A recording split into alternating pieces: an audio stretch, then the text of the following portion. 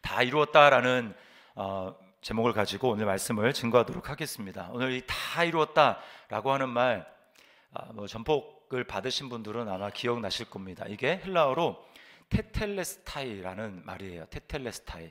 이거는 예수님 당시에 쓰이던 상업적인 용어인데, 물건을 이제 거래할 때 돈을 주고 물건을 샀잖아요. 그러면 상대 이제 상인이 그 사람에게 영수증을 끊어주는데, 그 영수증에 뭐라고 되냐면 테텔레스타이 이렇게 적혀 있습니다. 그게 뭐냐면 지급이 완료되었다, 물건값이 지불되었다, 이런 뜻이에요. 자, 그러면 오늘 예수님께서는 십자가에서 왜 마지막에 이런 말씀을 하셨을까? 다 이루었다, 테텔레스타이, 내가 값을 다 지불했다. 왜 주님이 이런 말씀을 하셨을까요? 그리고 거기에는 어떤 의미가 있겠습니까? 둘째 아담으로 이 땅에 오신 예수님은 우리의 왕으로 우리를 대표하고 또 우리를 대신하셨습니다. 제가 여러 번 말씀을 드렸기 때문에 여러분이 아실 거예요. 자, 그렇다면 예수님이 지불을 완료했다, 내가 값을 지불했다라고 하는 것은 누구에게 그 값을 지불했다라는 것이며, 또 예수님은 어떤 방식으로 우리의 빚을 갚으셨다라는 것일까요? 자, 먼저 누구에게 진 빚인가라고 하는 것을 잠깐 생각을 해볼 필요가 있습니다. 결론부터 말하면 예수님은 우리가 하나님께 진 빚을 갚으신 것입니다. 성경에서 이 죄를 범한다라고 하는 말은 내가 그 죄를 범한 그 대상에게 빚을 졌다라고 하는 말이랑 똑같은 말이에요. 자, 예를 들어서 제가 누군가를 죽였습니다. 실수로든 뭐든 죽였습니다. 그러면 저는 그 사람에 대해서 목숨의 값을 제가 빚을 진 것입니다. 나는 그 사람에게 목숨의 값에 해당되는 것을 갚아야 되는 거예요. 자, 그러면 이것을 하나님께 적용을 해보겠습니다. 자, 하나님께 적용을 했을 때 저와 여러분은 모두 다 하나님께 반역을 한 사람들이에요. 온 우주를 창조하신 창조주시며 우리의 주인이신 하나님의 명령을 우리는 거부했습니다. 그래서 그 하나님의 주권을 우리가 인정하지 않았어요. 그것은 무엇을 얘기합니까? 하나님이 나를 창조하시고 또 내가 가진 모든 것을 하나님이 다 주셨는데, 그 하나님의 주권을 거부함으로써 우리는 인정하거나 인정하지 않거나 하나님의 것을 내 것으로 탈취하게 된 것입니다. 그래서 우리는 우리 자신의 전 존재를 하나님께 빚진 게 되는 것이죠. 하나님은 그리스도 예수 안에서 이 빚의 문제를 스스로 갚으십니다. 자, 그러면 예수님은 우리 대신 빚을 어떤 방식으로 갚으셨을까요? 자, 첫 번째로 주님은 죄 때문에 깨어진 고통을 자신이 담당하십니다. 자, 오늘 본문에 죄 때문에 깨어진 그 고통을 한마디로 목마름이다, 이렇게 이야기를 하고 있어요. 여러분, 죄가 이 세상에 들어오기 전에는 창세기에 보면 2장까지죠. 2장까지, 3장 전반까지 이 세상에는 목마름이라는 것이 전혀 없었습니다. 아담과 하와는 하나님과 교제함으로 하나님이 주시는 충만한 생명력을 공급받아서 그들은 전혀 충만하게 만족하며 부족함이 전혀 없이 살았어요. 자, 이것을 상징적으로 보여주는 것이 에덴 동산을 만드실 때 강의 이야기가 나옵니다. 에덴으로부터 발원해서 강이 4개가 흘러간다고 성경 창세기 보면 나오는데, 그건 뭘 보여주냐면 그 에덴, 하나님이 함께 하시는 그 에덴 동산이 그만큼 풍족한 곳이고 가뭄이나 또 가란 것이 없다라는 것을 보여주는 거예요. 에덴에서 흘러나오는 강은 온 땅을 흘러가고 온 땅을 충만하게 적셔 줍니다. 자, 그런데 언제부터 이 목마름을 인간이 경험하게 됐습니까? 언제부터 갈증이라는 것을 인간 세상이 경험하게 됐을까요? 자, 그것은 아담과 하와가 하나님께 반역을 하고 에덴 동산에서 쫓겨날 때부터 그것이 시작된 것입니다. 자, 피조물의 왕으로 임명된 아담이 에덴에서 내쫓기자 아담의 다스림을 받고 풍족함을 누려야 되는 피조물 또한 마찬가지로 저주를 받습니다. 괴로움과 고통을 당합니다. 땅은 저주를 받았어요. 그래서 가시와 엉겅퀴가 납니다. 하늘에서는 비가 잘 내리지 않을 때가 있어서 어느 지역은 가뭄으로 굉장히 고생을 합니다. 우리는 생각하기에 산업이 발달이 되고 화석 연료를 태우고 그래서 뭔가 기후가 불안정해지고 그래서 가뭄이 생기는 거 아닌가 라는 생각을 하는데, 여러분, 그 아브라함 시대 때부터, 성경의 기록에 의하면 아브라함 시대 때부터 벌써 가뭄이 있었고 기근이 있었습니다. 비가 안 내리는 거예요. 화석연료를 사용하는 것이 문제가 아닙니다. 지금 우리나라 남부 지방이 극심한 지금 가뭄으로 굉장한 고통을 당하고 있고, 전 세계에도 곳곳에 가뭄으로 고통하는 나라가 많이 있습니다. 자, 이것은 하나님을 인간이 반역을 하고 떠났기 때문에, 에덴 동산에서 떠났기 때문에 발생한 것이에요. 인간이 죄를 지었기 때문에 피조물이 함께 고통을 당하고 있는 겁니다. 자, 사람들은 자기 나름의 방법으로 이 인생의 목마름, 갈증을 해결해 보려고 하지만 잘 안 됩니다. 요한복음 4장에 보면, 지금 이제 요한복음이잖아요. 요한복음 4장에 보면 사마리아 여인 이야기가 나오죠. 그 여인은 자기 방식으로 인생의 목마름을 해결해 보려고 했습니다. 이성과의 사랑을 나누면 자신의 갈증이 해결될 줄 알았어요. 그래서 처음에는 얼짱 남자를 만나고, 얼짱 남자로도 해결이 안 되니까 그 다음에 몸짱 남자를 만나고, 육체적으로 해결할 게 아닌가 보다라고 해서 똑똑하고 학식이 높은 남자를 만났는데 역시나 채워지지가 않습니다. 그러면 뭔가 분위기 있고 예술 감각이 탁월한 문학적인 또 예술가적인 그런 남자를 만나면 해결이 될까? 만났는데 여전히 해결이 되지 않는 거예요. 여러분, 이 세상에 있는 것들은 우리가 다 경험해서 알고 있습니다. 우리에게 이 목마름을 채워줄 수 있는 유통기한이 너무나 짧다라는 것을 알려줍니다. 아무리 경치 좋은 여행지도, 아무리 맛있는 음식도, 또 아무리 재미있는 게임이나 유흥도 잠깐이에요. 그러다 보니 점점 더 자극적인 것을 찾습니다. 최근에 제가 이름은 거론하지 않겠지만 여러분 다 보셨을 거예요. 유명 그 남자 배우인데 이 마약 때문에 조사를 받고 지금 하고 있는 그런 배우가 있지 않습니까? 사람들은 그 전까지는 아주 잘 나가는 사람인 줄 알았습니다. 천만 관객, 이런 관객을 동원한 그런 잘 나가는 배우, 성공한 배우인 줄 알았죠. 그러나 알고 보니 뭡니까? 그에게도 목마름이 있었다라는 거예요. 해결되지 않는 목마름. 사람들은 부러워했지만 그 마음속에는 해결이 되지 않는 깊은 목마름이 있는 것입니다. 그러니까 마약을 통해서 그것을 해결해 보려고 하는 것이죠. 너무나 안타까워요. 여러분, 그게 바로 정도의 차이는 있지만 또 여러 가지 모양은 다르지만 이 세상에 있는 문제라는 것입니다. 여러분, 이유가 뭘까요?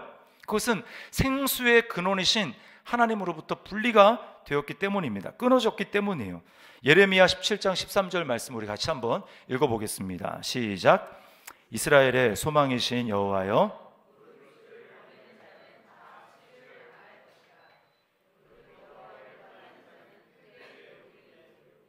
이는 생수의 근원이신 여호와를 버림이니이다. 생수의 근원이신 하나님을 버렸기 때문에 우리가 다 목마름을 느끼며 살아간다라는 거예요. 반면에 목말라야 되는데 전혀 목마르지 않았던 삶도 있습니다. 이스라엘 백성들, 여러분 광야 생활 한번 기억을 해보십시오. 그 광야는 살 수 없는 곳, 물이 없어서 목말라서 살 수 없는 것이 광야입니다. 자, 그런데 죽음의 땅이죠. 그런데 200만 또는 300만이나 되는 이스라엘 백성들이 거기서 목말라서 죽었다라는 얘기가 성경에 나와 있지 않아요. 한 사람도 없습니다. 왜 그렇습니까? 하나님이 그들에게 생수가 되어주셨기 때문이에요. 그들이 목마를 때마다 하나님은 반석에서 물을 내서 그들로 하여금 마시게 하셨습니다. 여러분, 여기서 우리는 왜 예수님이 내가 목마르다라고 하셨는지를 알게 됩니다. 생리현상으로 보면 채찍에 맞으시면서 많은 혈액의 양이 빠져나가서 예수님은 심각한 갈증을 느꼈을 거예요. 그러나 예수님이 여기서 목마르다라고 한 것은 단지 생리적인 현상, 육체적인 현상 때문에 목마르다라고 한 것이 아니라 더 나아가서 여기서 예수님은 영적인 목마름을 느끼시는 것입니다. 주님은 사실은 영적으로 목마른 분이 아니시죠. 목마르다고 하는 사람들의 목마름을 해결해 줄 수 있는 분이 주님이십니다. 그래서 사마리아 여인에게 주님 뭐라고 말씀하셨습니까? 내가 주는 물을 먹는 자마다 다시는 목마르지 않을 텐데, 영원히 목마르지 않는데 그것은 그 물이 너의 속에서, 그 사람의 속에서 영원하도록 흘러나오는 샘물이 될 것이다. 이렇게 주님이 말씀하셨습니다. 이런 분이 우리 주님이신데 주님이 어떻게 목마름을 느끼시겠습니까? 그 이유는 주님이 하나님과 단절된 그래서 목마름을 느끼는 저와 여러분의 자리에서 대신해서 우리 자리에 들어가서 우리가 겪어야 될 목마름을 주님이 겪고 계시는 것입니다. 주님은 지금 십자가 위에서 사마리아 여인이 느꼈던 갈증을 느끼고 계십니다. 또 마약을 하지 않으면 갈증이 풀리지 않는 그런 사람들의 목마름을 주님이 대신 느끼고 있는 거예요. 사람들로부터 박수와 인정을 받아서 그래서 만족할 수 있겠다라고 생각하는 그런 사람들의 목마름을 주님이 직접 느끼고 계시는 겁니다. 인생의 갈증 때문에 더 높은 자리를 차지하려고 성공을 향해서 올라가려고 하는, 그래서 목마름을 채워보려고 하는 사람들의 갈증을 주님은 고스란히 느끼고 계시는 거예요. 자, 그런가 하면 둘째로 주님은 자신을 향한 아버지의 뜻을 다 이루심으로써 우리의 빚을 갚으셨습니다.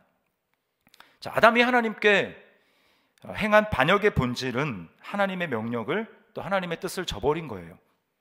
우리의 조상 아담 안에서 태어난 저와 여러분은 하나님의 말씀을 무시하고 내 뜻대로 하려는 죄 가운데서 태어납니다. 예외 없이 저를 비롯한 모든 사람들이 다 내 뜻대로 되기를 원하는 마음을 가지고 태어납니다. 그래서 아이들을 보면 정말 조그만 아이인데도 움직이기 시작하면 자기를 주장합니다.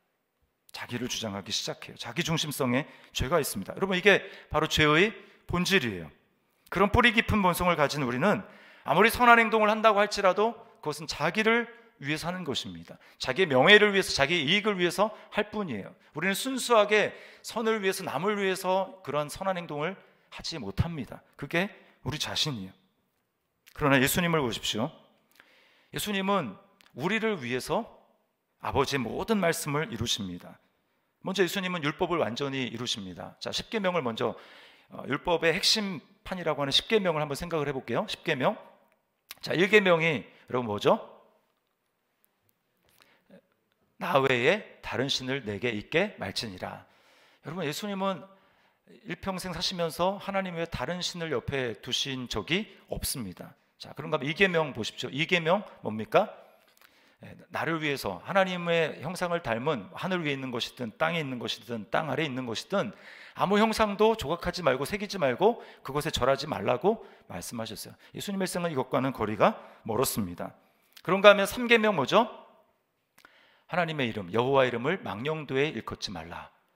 주님은 오히려 제자들에게 이렇게 말씀합니다. 기도를 가르쳐 주실 때 아버지의 이름이 뭐죠?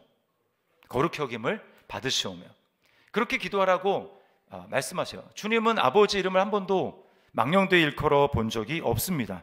자, 그러면 네 번째, 안식일을 기억하여 거룩히 지켜라. 주님은 안식일에 회당에 가서 예배를 드리시고 사람들에게 말씀을 가르치셨습니다. 그 다음에 다섯 번째, 부모를 공경하라. 방금 전에 이제 읽은 그 앞에 보면 예수님이 십자가 밑에서 육신의 모친인 그 마리아에게 이제 자기가 죽으면 뭐 자기가 사실은 육신의 아들은 아니지만 그러나 맏아들이잖아. 사람들이 다 그렇게 생각하고 있으니까 그제 죽으면 슬퍼할 그 어머니 마리아를 위해서 십자가 밑에 있는 제자인 또 다른 제자인 요한에게 보라 내 어머니다 이렇게 말하면서 그 마리아를 자신의 제자에게 부탁하는 예수님의 모습을 볼 수 있습니다. 얼마나 고통스럽겠습니까? 그러나 거기서 그 어머니를 생각하고 어머니가 당할 마음속의 고통과 그것을 생각하며 지금 요한에게 부탁하고 있는 거예요. 부모를 공경하고 있습니다. 그런가 하면 살인하지 말라, 간음하지 말라, 도둑질하지 말라, 거짓 증거하지 말라 6계명부터 8계명까지 주님은 9계명까지 어떻게 지키십니까? 주님은 다 지켰어요. 오히려 주님은 겉으로 드러난 것뿐만 아니라 산상수훈에 보면 뭐라고 말씀합니까? 속으로 미워하고 또 속으로 간음하는 마음을 품는 사람, 그 사람도 간음한 것이고 그 사람도 살인한 것이다. 겉으로 드러난 것뿐만 아니라 속에 있는 것까지 말씀하시며 그것을 죄라고 말씀하시는 분이 주님이시기 때문에 주님은 그 계명을 어기시지 않는 분이시죠. 그런가 하면 마지막 10계명인 이웃의 소유를 탐내지 말라. 마귀가 예수님을 광야에서 시험할 때 예수님을 데리고 산으로 올라가지 않습니까? 온 천하의 영광을 다 보여주면서 내게 절하면 이 모든 것을 너에게 주겠다라고 말을 했을 때 주님은 거기 절하지 않으셨습니다. 이 세상에 있는 어떤 것도 탐내지 않으시고 오직 하나님 한 분만 예배하라, 경배하라 라고 말씀하셨던 분이 주님이세요. 주님은 집에서 편히 살지 않으시고 나그네처럼 다니시면서 인자는 머리 둘 곳이 없다라고 말씀하셨대요. 그런 분이 누군가의 소유를 탐내겠습니까? 그런가 하면 주님은 자신을 향해 기록된 모든 예언의 말씀을 이루십니다. 그 중에 하나가 오늘 기록된 말씀이에요. 자, 28절을 우리 다시 한번 읽어보겠습니다. 시작.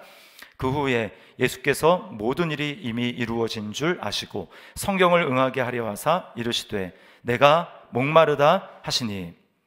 자, 여러분, 조금 전에 예수님은 포도주를 거부하셨습니다. 근데 그 포도주는 뭐였냐면 십자가형이 그 당시에는 이제 사용 도구 중에서 가장 비참하고 처참한 그런 도구잖아요. 그러니까 너무나 고통스럽기 때문에 사형수들에게 그 고통을 좀 덜 나고 쓸개와 몰약을 탄 포도주를 줍니다. 그럼 그걸 먹으면 약간 마취가 되는 거예요. 그러니까 얼떨떨하니까 고통을 좀 덜 수 있는 것입니다. 근데 주님은 그걸 거부하셨어요. 왜냐하면 온전히 자기가 백성을 위해서 감당하는 그 고통을 자기가 그것을 깨어서 오로지 몸으로 다 경험하시기 위해서 주님 그것을 거부하셨습니다.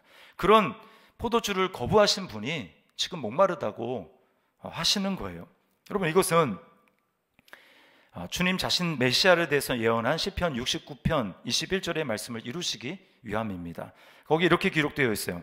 그들이 쓸개를 나의 음식물로 주며 목마를 때에는 초를 마시게 하였사오니. 초를 마시게 하였다, 마셨다라는 거예요. 주님도 마셔야 되는 겁니다. 그래서 주님이 목도 마르셨겠지만 주님은 내가 목마르다.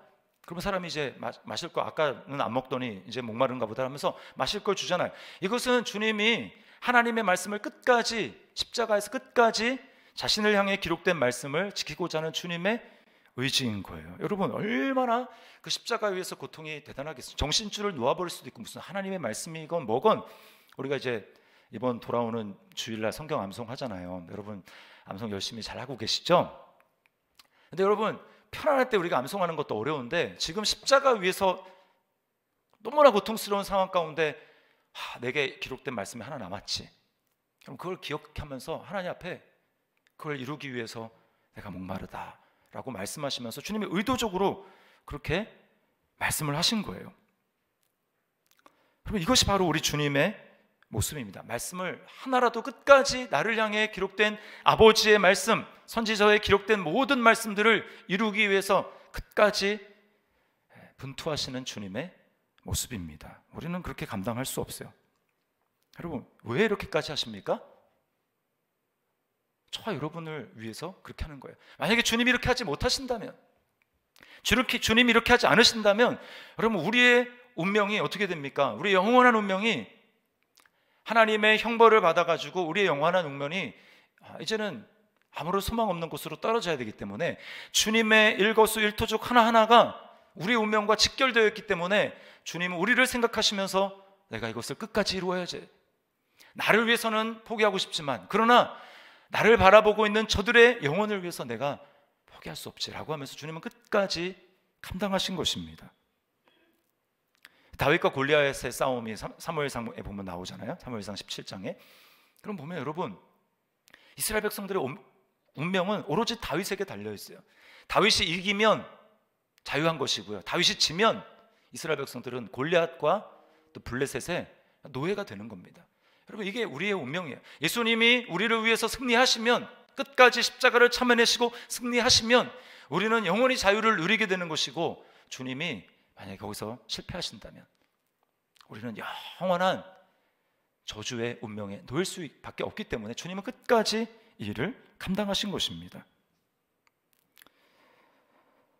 그러므로 여러분, 이제 주님이 다 이뤘다고 말씀하시는 그 그리스도, 주님이 다 이루셨다고 말씀하셨기 때문에 이제는 우리는 그리스도 안에서 예수님을 믿으면, 때때로 우리가 예수님 밖에서 예수님을 잘 믿다가 잠깐 딴 길로 가거나 딴 곳에 마음을 빼앗길 때 우리는 또다시 목마름을 느끼게 되지만, 그러나 우리는 다시금 돌이키고 주님 안에 들어가서 주님이 나의 진정한 만족이십니다, 주님이 나의 영원히 목마르지 않는 샘물이 되십니다 라고 우리는 다시 돌이키며 주님 안에 거할 수 있잖아요. 다 이뤘다고 하시는 그 주님의 말씀을 기억하게 될 때 여러분, 우리가 어떻게 살아야 할까요? 어떻게 살아야 하겠습니까? 우리는 날마다 예수님을 나의 의요 나의 기쁨으로 삼아서 날마다 주님을 우리는 마시며 살아야 됩니다. 주님을 날마다 마시며 살아요. 물을 맨날 마시면서 우리가 목마를 때마다 하루에 뭐 건강을 위해서 1.5리터, 뭐 2.5리터 뭐 이렇게 마셔야 된다라고 얘기하잖아요. 그것처럼 우리는 예수님을 그렇게 마셔야 되는 거예요. 지금도 십자가의 셈에 나아가면 십자가의 셈에는 주님의 그 보혈이 계속해서 쉴 새 없이 솟아나고 있습니다. 십자가 앞에 나아가서 우리 날마다 그 주님을 바라보면서 나를 위해 주님이 영원한 마르지 않는 이 생수를 허락하셨는데 내가 주님 안에서 이것을 마십니다. 주님을 바라보면서 날마다 그 생수를 마셔야 돼요. 생수를 마시고 그리고 우리는 주님을 찬양해야 됩니다. 야, 나를 위해서 다 이루어주신 주님, 주님을 찬양합니다. 나를 위해서 이 일을 행하신 주님 너무나 감사합니다 라고 우리 날마다 그렇게 하는, 그게 믿음으로 그렇게 주님 앞에 나아가는 것, 이것이 바로 예수님을 마시는 것입니다. 주님을 마시는 거예요. 그럴 때요 우리의 영혼의 원기가 회복이 됩니다. 우리의 원기가 회복이 되는 거예요. 왜 우리가 예수님을 믿는다고 하면서 때때로 낙심을 하고 그리고 마치 예수님 안에서는 만족을 못 누리는 것처럼 다른 것을 찾습니까? 우리가 십자가 앞에 나가서 주님이 나를 위해서 흘리신 그 보혈, 주님이 나를 위해서 행하신 그 사랑, 그것을 기억하며 믿음으로 그것을 내 것으로 삼지 않기 때문이에요.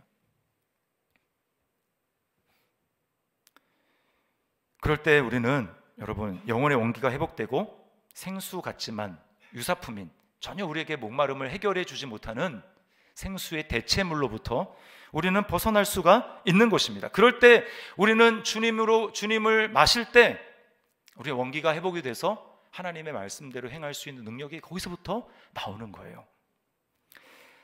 살아있는 순교자라고 불리는 이제 루마니아에 리차드 범브란트라는 목사님이 계세요. 아마 한 번쯤 들어보셨을 겁니다.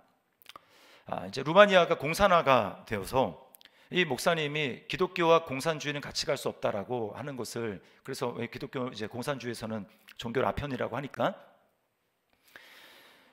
그것을 반대하다가 투옥이 돼서 심한 고문을 당하십니다. 이 목사님이 이제 독방에 갇히는데요. 그 독방이 제가 좀 정확한 수치는 기억이 안 나요. 15피트인가 30피트 밑으로 내려간 아주 지하 깊은 독방입니다.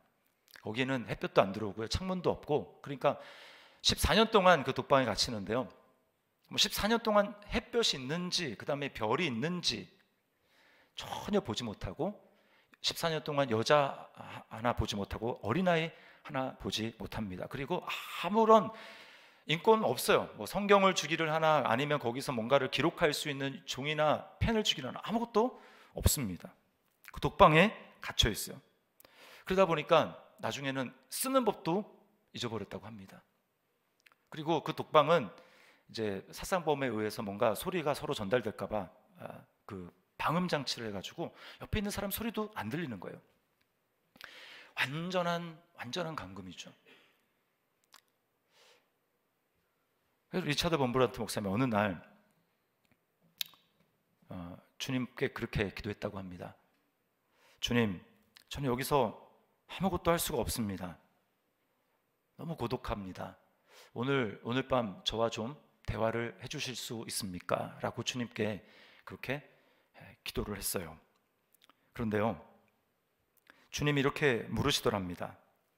뜬금없이 너의 이름이 무엇이냐? 너의 이름이 무엇이냐? 뭐 당연히 예수님이 그 이름 몰라서 물으시는 건 아니잖아요.